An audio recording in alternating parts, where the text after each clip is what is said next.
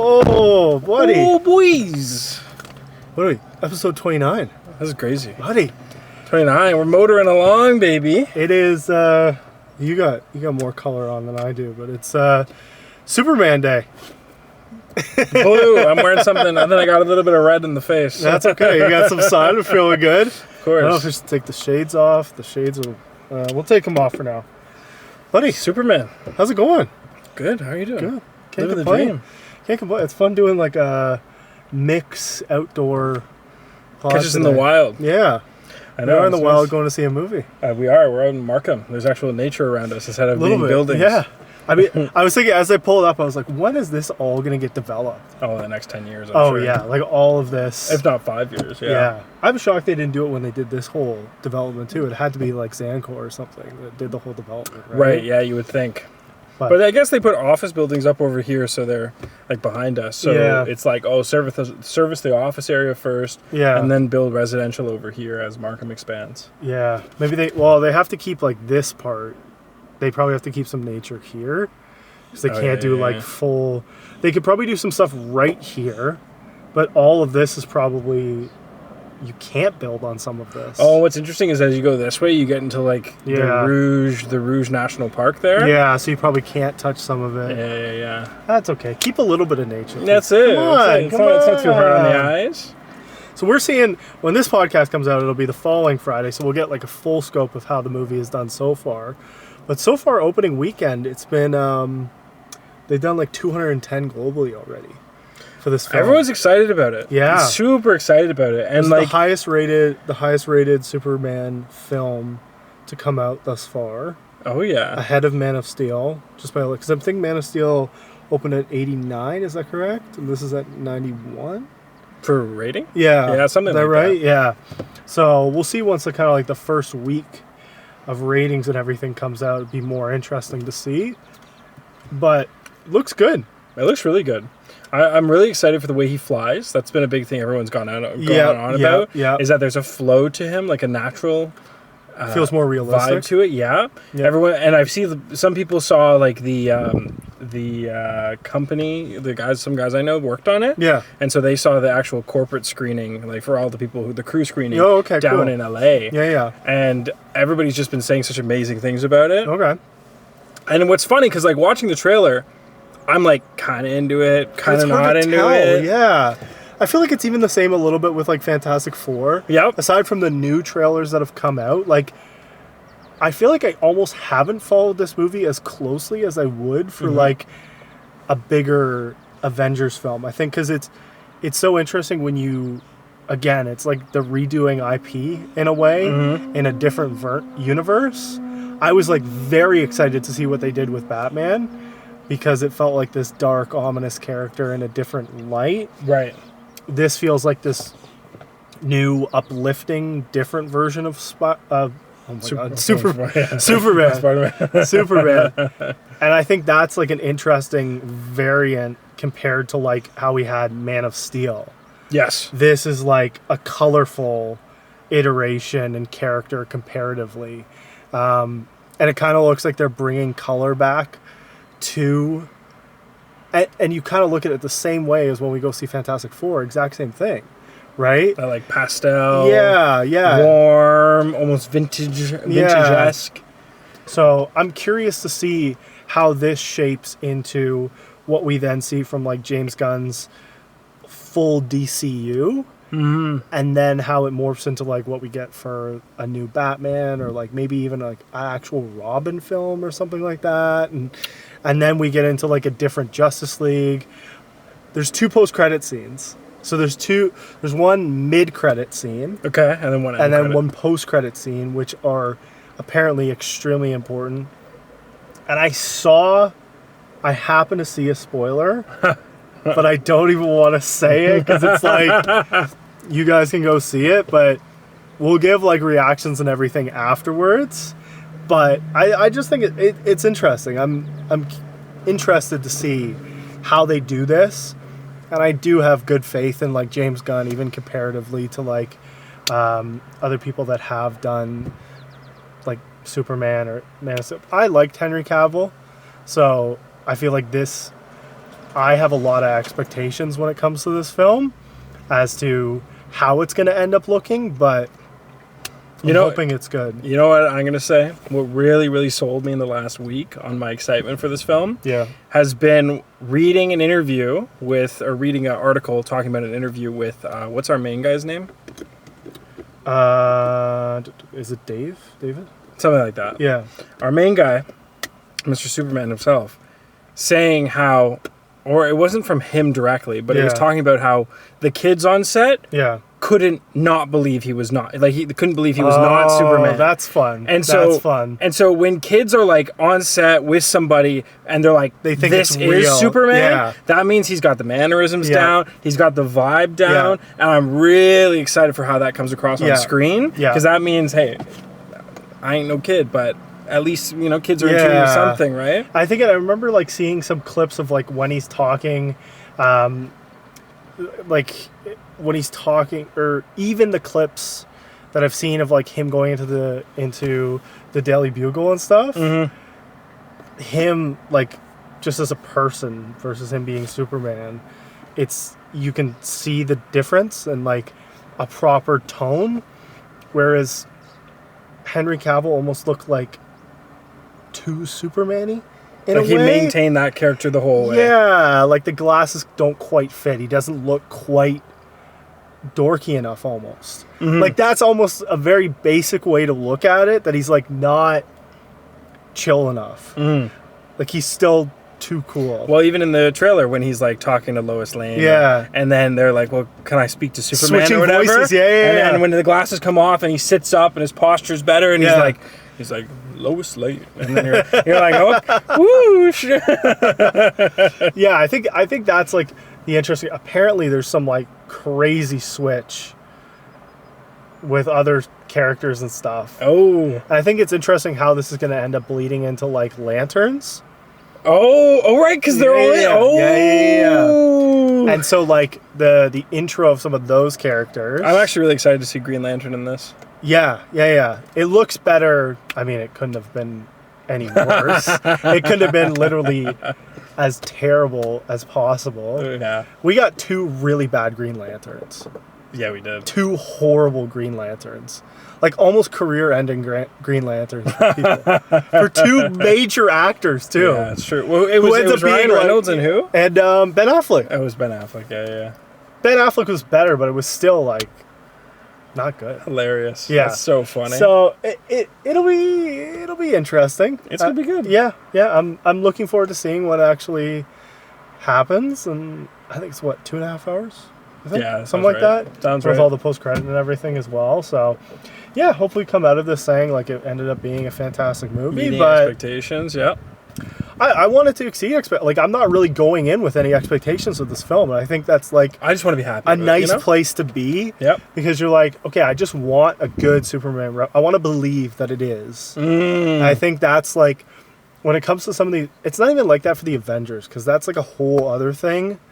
This is more like homey and realistic in a slight way, because he's meant to just feel like a regular guy, where some of those like the Avengers characters and even Fantastic, like they're not regular people, and so I think that's why this kind of resonates differently with so many variations of audiences. And I think it'll be interesting to kind of see like how they put that all together and how they do with this film as well. So I'm excited to see it. I'm excited to see it too. I'm really excited for James Gunn's take.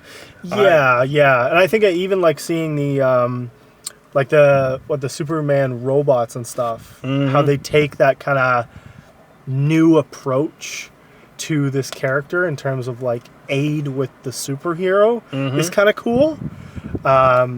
Versus him just kind of like doing it all himself, or like relying on other people. And it kind of, again, it adds like that different sense of realism of like, it's almost a bit futuristic, which is again kind of cool, a cool take on it as well. So. Yeah, and honoring the comics and all those things. Yeah. Got his dog in there. And even, the dog, that's going to be cool, like to see the animation with that as well, and like how they did that. But even the small details of like James Gunn coming out and saying like, oh, with like Luthor Corp not calling it LexCorp anymore. Because you're like, okay, I wanted that Smallville vibe with this film. And again, it kind of brings it back to like being more realistic. And it's not to say that like Jesse Eisenberg did do a great job across those films as like Lex Luthor. I think he did do a really good job. I think it was like that evil, conniving Lex Luthor that like he played so well. And you give him credit for like being that really cool villain. But again, that Luthor Corp versus LexCorp, and saying, James Gunn has come out and said like, well, now it leaves it open to like his dad coming into it and having like Lex Luthor's father be in it or his mother be in it, and like more storytelling versus just having LexCorp. It's like it's him and that's it. So more elements to the film that I think they've done a good job kind of adding in as well, which makes a big difference. It's so exciting. It's funny, I started off with low expectations, like way back when the first trailers came out. I was like, I don't know how I feel. Looks kind of cool, but like, whatever. Yeah. And then as people have seen it, talked about it, more stuff has come out about it, the more I'm like, okay, actually, something's going on here. Something's loading here. But, yeah, besides that, what else, what have you seen? Oh, yeah, you've seen 2 films since I wasn't feeling good. I wish I had been at the F1, which obviously we talked about last time, but... Eddington. When this comes out, we'll be able to actually talk because the embargo's done. But how did you find Eddington? I keep seeing more trailers for it now, too. I'm like, fuck. You know what? It's okay. I was of two minds. I really enjoyed it because of the characters. Was there a lot of people there, by the way, or no? No. No? Was dead? At the press screening, there was maybe... Like 10, 15? 2, 3, and everybody knew each 4, other, 6, right? 7. All the people in the front knew each other. Everybody's walking in, like talking to each other. It was interesting. I got kind of collected like all the other people.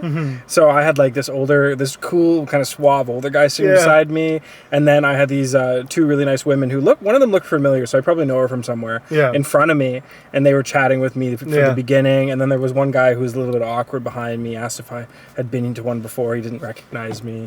So it was like because we're still like. Some of these people going to these press screenings, like even when Joey and I went for like the Monkey, we're sitting there like everybody's talking to each other. We're like, this is so funny because like one of the first press screenings that we had gone to, these people have been sitting in press screenings for like, I bet you some of those people have been doing press screenings for like 20 years. Easily. Because most of the people there were not video. They were actually like radio and like news articles and like blogs and stuff. Like nobody had a podcast. Like all the people that we talked to, nobody had a podcast. So it was so interesting to like, that's the difference. And like, obviously we're switching to that and we're doing that, but so interesting how that's like, all those people are still there. Yeah, I had a good conversation with Abigail. Oh, okay, nice. We had a nice follow up, back and forth emailing because she was asking for my review, so I wrote her a big long. Nice. 2 out of 5. No, I actually, you know what's funny? Walking out of it, I gave it a 4 out of 5. Yeah. Now that I've sat on it for a bit, I might drop it to a 3.5, maybe even a 3. Oh, okay. Now that I've sat on it for a bit. So what were kind of your takeaways from the film? Like, what did you? It was a weird like concept to begin with. I think it's kind of cool how they base it off of like what happened. But if you want to like, what did you think? Okay, so I'm of two minds with the core concept. And the core concept is they talk about COVID. Yeah. And their big thing is just the insanity that came with COVID. Yeah. Whether it was the mask insanity, vaccine insanity, just how people would give up on their neighbors so easily. Yeah. And part of me was like, oh, this is great because they're hitting it at this perfect point after COVID where there's still that intensity of knowing what the experience was like. Yeah. But then being separate from it so it's not like a thing to be scared of. Yep. So I was like, okay, they kind of hit that sweet spot. But I also felt it was kind of like over leveraging the fear from that, or over leveraging that you have to have gone through it to really understand it. Especially, like the whole concept from what I understood, even just like seeing the press information that we got and the trailers, and that was like Eddington is this actual town that had this like crazy experience of like this mayoral race at the exact same time as the height of COVID, essentially, right? And it's like, okay, you choose the sheriff who's all like family oriented, or do you choose like your former mayor? right? Is that it? Like, it's kind of... Well, and then he's in the corporate pocket, the corporate development pocket, and it's... I almost wish that they diluted how meta it was. Oh, okay. Because there was just so much... I mean, it's hard, because it was a good balance. There was just things that I wish kind of pulled it back into movie world. Yeah. Because it was like they were going for a documentary, but then they would take certain liberties to pull it away from a documentary and more back into a drama. Okay. So it's the whole thing of where, like, you have to pick your 60-40 split, where it's like, or your 70-80-20, I think is the actual ratio of believability. So either it's 80% real with 20% made up, or it's 80% fake with 20% real. So that's kind of the sweet split that you have to hit with films. But it was like almost 50-50, you found? Well, it took its liberties. That was the problem I had. Okay. Sometimes it would be like 90% fact with 10% believability, or like fake to make it exciting. You just gotta keep it all the way through. Right, but then at other points it would be 60% fake, and then 40% believable or actuality. So it was just kind of, they didn't keep that consistent. So I found they just they were taking ideas that they felt best about. Got it. Which is fine. Yep. Overall, it didn't matter that much. It really highlighted how crazy the world was. Like I can read the review that I wrote. Yeah, sure. Yeah, it's interesting, and I'll have to make a point of going to. I mean, we're going to be away, but maybe I'll take the whole family to see it while we're down in Nashville. But yeah, no, it's interesting, and there's other films and stuff coming out next week as well. But yeah, it's I'm looking forward to see it. I was bummed that I missed it. Okay, so I wrote, the film does a really compelling job of exploring humanity's innate destructive nature, which feels so timely given the parallels to the collective experiences we all went through during the pandemic. It's one of those rare films that hits the sweet spot between not too soon, but still fresh enough for the anxiety evokes to feel real and raw. This is me walking out of the cinema. I wrote this, I think, an hour later. Yep. As the intensity of the story builds, it's such a rewarding experience when everything culminates in that powerful climax. Joaquin Phoenix, as always, is absolutely stunning, capturing the internal and family trauma of his character in such a nuanced way. Yep. I also really appreciated how the town was portrayed. It felt fully realized with its own distinct culture that added such depth to the world building. That said, I did feel that Austin Butler's character could have made a stronger impact in the scenes with Joaquin, especially to really emphasize the cult-like energy and the way people are drawn to those who feed into their biases and inherent trust. Yep. It could have added another layer to the already intense dynamic at play. It's a big actors in that film as well. You had how did you find Emma Stone's character in the film? I didn't even realize Emma Stone was in it. Yeah, because it doesn't quite look like her. Yeah. Yeah, she's such a side character, but she played it really well. Yep. Her relationship dynamic felt such... The problem is she didn't feel rounded as a character. She just felt like a trope to trigger our main character, which is fine. That's okay. I just wish that there was one more intense scene before she did the choices that she did to make Joaquin go off in a way. Got it. It's hard without you. Without spilling too much. I could spill it technically, but I gotta go see. I want to go see it. Yeah. But part of the charm, though, part of I watched the first half. Yeah. I was like, where the fuck is Ari Aster gonna take this? Yeah. Where are you gonna go? Because right now I understand everything at play. Yeah. But there's got to be a twist I can't resist. And sure enough. Oh my God. Massive twist. Oh yeah. I was like, I knew it was going to happen, but then when it happened, it was so like, bam, done. Yeah. That I was like, holy shit. But are we surprised? No. Well, no, of course not. Well, it was a really good twist, and I don't want to tell you because if you know it going into it, you're not gonna enjoy it as much. It. Oh yeah. Do they give anything away in the trailer or not really? Not really? Yeah, I mean, you can insinuate, but nothing that would wholly give it away. Okay. And then Pedro, Mr. Pascal, he plays a very compelling kind of corrupt mayor. I always like Pedro, but it just feels like a different shade of Pedro. I think me and Joey were talking about this in the group chat. Yeah. Pedro just feels like a different shade of Pedro, whereas Joaquin Phoenix is always so dynamic. Yeah. And so distinct as that character. He's always different. There's no commonality unless he's quite literally playing the Joker again. And even then, he still took it to a different level. Yes. He's different in every single film that he does, which makes him such a dynamic actor, but also terrifying at the same time with the stuff that he does. So Yeah, definitely. I gotta go watch it. I gotta make sure. Yeah. But it's not even out yet. Like when you guys see this, it's officially out.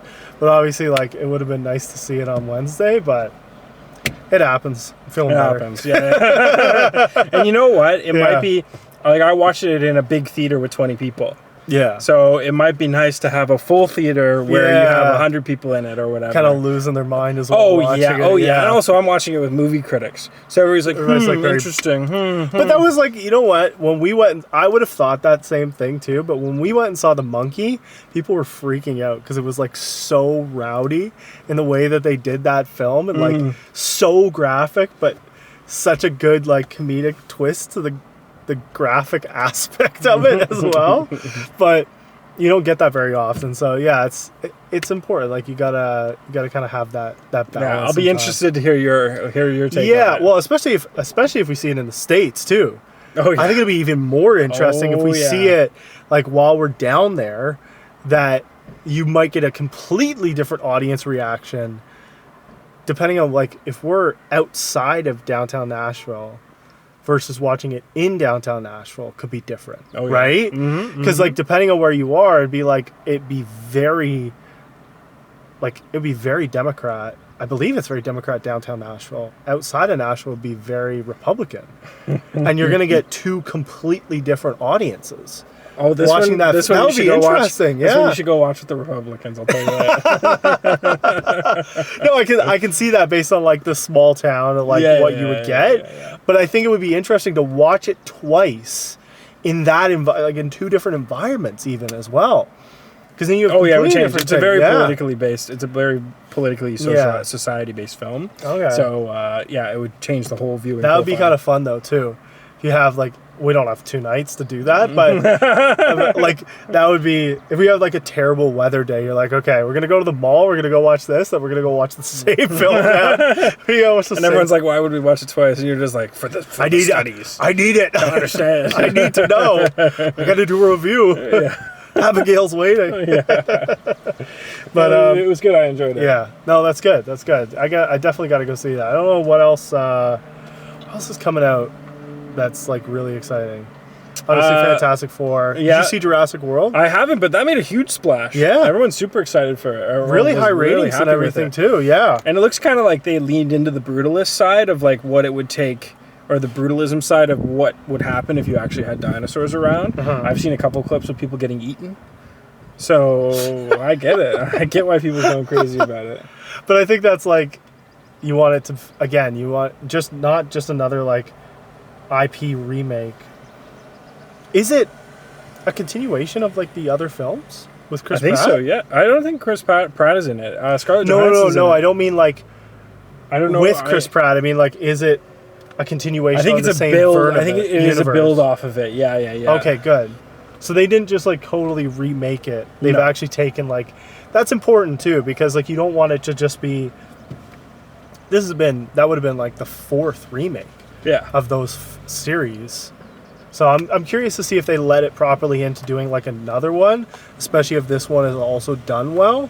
That makes a big difference. So yeah, 100%. We'll see. Yeah. Yeah, we will. But we're cooking in here. The car is hot. It's 32 degrees. It's pretty hot outside. We're gonna jump in, go see Superman, and we'll do a quick review after we're done. We'll see you guys then. See ya. Whew. Okay. Terrible lighting, but whatever. We're making this as long as you guys can see our face, that's okay. We're making this work, finishing this up. Okay. Okay. You want to watch Superman? Want to go with your critics review first? You go first, because we'll start positive, and then I can bring us back down to the... Oh, okay. I loved it. I honestly thought it was fantastic. I think it was definitely, of the Superman movies, my favorite that I've seen. So I thought they did a really good job in terms of like humanizing him in the right ways. I mean, like it's very interesting in terms of like how he does get defeated in the ways that he does, and I think that just adds the right amount, and the hero shots that we do see add the right amount of like Superman back to him as well. I thought that kind of final shot with him and Lois was really picturesque as well. I was expecting more from. I thought we were getting a second end seat, like post credit. I was like, this is bullshit. Yeah, the post credits were coming. I was like, I thought I got totally duped by some AI or something then, because I totally saw something different. But it was good overall. Honestly, like I was very impressed by how they did it. I thought they did a good job with the score. I think they could have added more music to make it more epic. I think it also leaves a window into what could be for like upcoming films and stuff as well. I think that that's important to kind of remember. But yeah, overall, I want to give it like a 4.25 out of 5. I think that's kind of like my perfect in between rating, because it was like every moment I was looking at it, I'm like, oh, I like this. I love the way that they did some of the camera shots, the angles are making him look a certain way, and like when he's trapped in the ethers, like it's very interesting in like the way that they shot it. I think in those moments, I think that they did a really good job with those things. But yeah, overall, like I feel pretty good about the movie, so I can't really complain. All right. So first off, my rating for this is 3.5. So it's not like I'm gonna shit down the movie's throat, but here's my issue. It did a great job humanizing Superman, who is supposedly disconnected from what it means to be a human. Yeah. And that's something I felt we were missing from other Superman movies, because we always pushed on, Superman is essentially a god. Yep. And so it was nice to see the human element and how much he cares about humanity and people. That I really liked. Yep. The visuals were awesome. The cinematography was great. Crypto is fucking a cool character. Yep. And just like, it was fun to see all these different characters from the universe all in the film together. Now, my big issue, Superman is ultimately, he is essentially a god. Yeah. And he just got his ass handed to him the whole film. like Superman. I have fond memories of reading comics, and Superman was always like able to do the impossible to save the day, and that's why Lex Luthor was always so frustrated with Superman, is because he always outdid what Lex Luthor anticipated him to do. Yeah, and that's why Superman was so super. But we did still see that though a bit. Yeah, we did still see that though. Yeah. I guess, but it always felt like he was. It was never like he was one step ahead, or that he knew he could overcome the odds. Yeah. It was always that it was like, he got in. He luckily made it out. Yeah. Oh, thank God I flew up into space to save myself. Yeah. Oh, thank God. Spoiler. Subtle spoilers. Yeah. Thank God Crypto flew in at the last moment. Thank God, Mr. Terrific was there. Oh, yeah. Like, it just felt like so many moments where it was like other people saving Superman, that Superman never had the moment of, he's in charge. And I get it. Like, especially in the beginning of the film when you're seeing him fight the monster, he's like, how do I fight him, prevent damage, and not kill him? Yep. This thing who's desperate to destroy everything. Yep. And so the humanizing part makes sense for why he's restraining, but you would think there would be some point where it's like, let's show why Superman is so amazing and incredible to the world.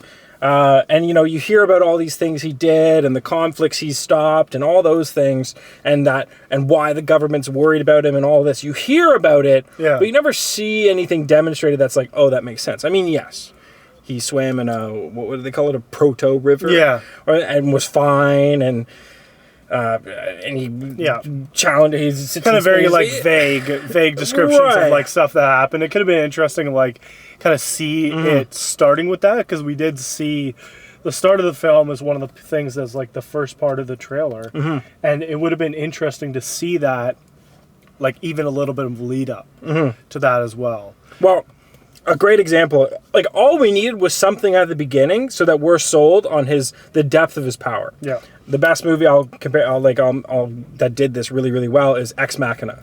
Because at the beginning of the film, the first 5 minutes, they're flying in a helicopter, and it's like, when have we arrived? And then the pilot goes, we've been flying over his land for the past 20 minutes. Yeah. And it's like, oh shit, this guy is like is like hella rich. So then when you see all this shit, all the technology, all the money, like just the expenditure, you go, oh, I'm sold on this because they already established how great his wealth is to own that much land. That's fair. So all we needed at the beginning was Superman being Superman, being God tier Superman. Yeah. And that way, when everything happened in the film, I feel like it would have just given us the leverage to be worried when the message is announced. Yep. Because I like when it was like oh, Superman's bad, I was like, spoilers obviously if you guys, but I don't know why you're watching the review if you guys haven't seen the movie yet. Maybe go watch the film. Pause here, pick it up here, whatever time code this is. Spoiler coming in. Spoiler coming in. Okay. My whole thing is Superman has done nothing but try to be good for the city, try to be good for the world. So when a video comes out being like, hey, Superman might take over the world, I was just kind of like, as an audience member, I'm like, I wouldn't be that worried because you have this guy who just like... But the interesting thing is like the way that we saw it, and it's like a twist on how the world is today a little bit as well, with like the bot farming that we saw from like Luther Corp as well. You're right. That's such an interesting spin on like making it feel even more real as like something that could happen like today. I think adds a level to it that it's like this kind of realism, and so it's like, oh shit, okay, he is just human, and now he's got this like legit issues in terms of like public appearance. True. Yes, absolutely. Oh, he's an alien. Oh, you have all these things where you're absolutely right. Yes, you are. As an audience member, I just wish we saw that. Oh, he is actually capable of great destruction, great damage, great. It's like, that's why he's worried. Even saving the country. Like as we talked about, like the conflict that he was saving at the beginning, we could have seen that. That would have been great. That would have been interesting. Open on, bam, bam, bam, bam, laser eyes. Him just dragging the guy into the cactus. Like that would have been a crazy start. And it would have been like, oh shit, okay. Superman is capable of something. Yeah. So that's my biggest critique. It was kind of saddening to see because I remember reading comics, and yes, all you wonderful lore monsters who know everything about Superman, you guys I'm sure will fight me and be like, actually in this issue and actually in this issue of this comic.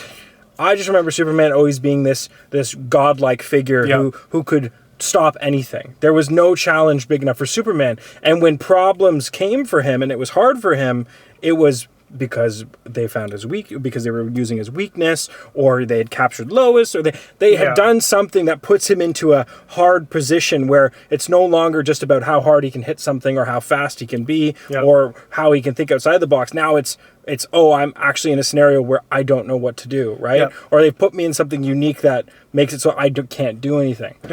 That was always how I remember it. And so now to just kind of see him, even though of the circumstances of why he gets his ass kicked, even now to see it in that way, I was just kind of like, wasn't that super. As you mentioned that, I was expecting Lois to get taken.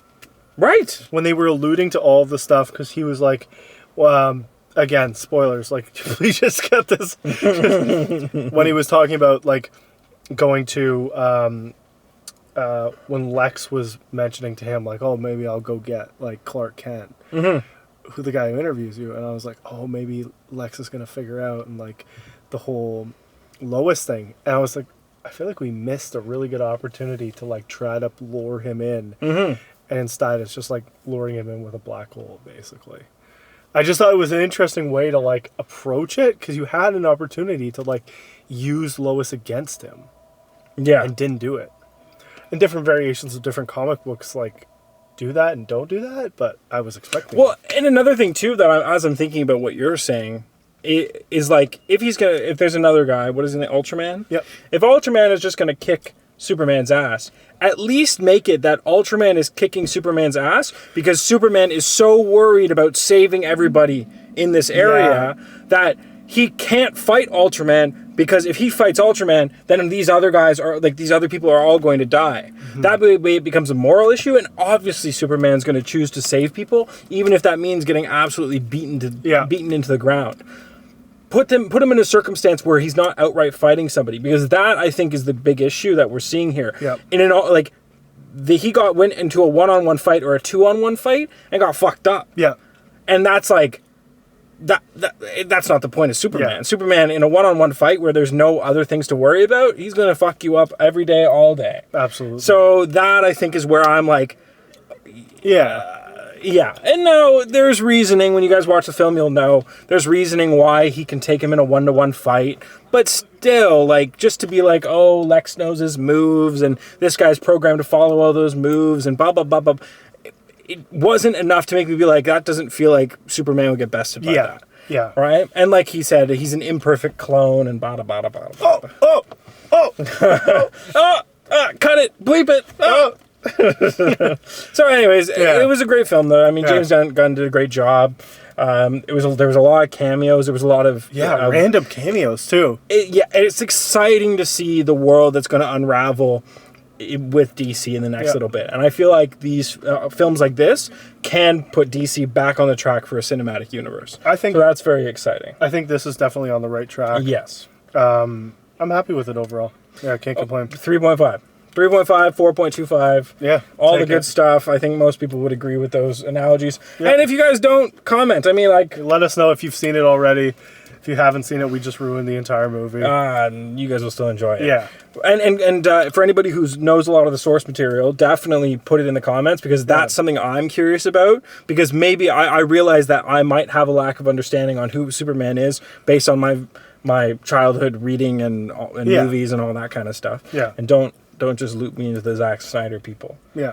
Completely different. Because hey, that's not the only Superman I know. I know the back of the old animated classics. Don't you worry about it. There you go. So that's that. That's pretty much it, buddy.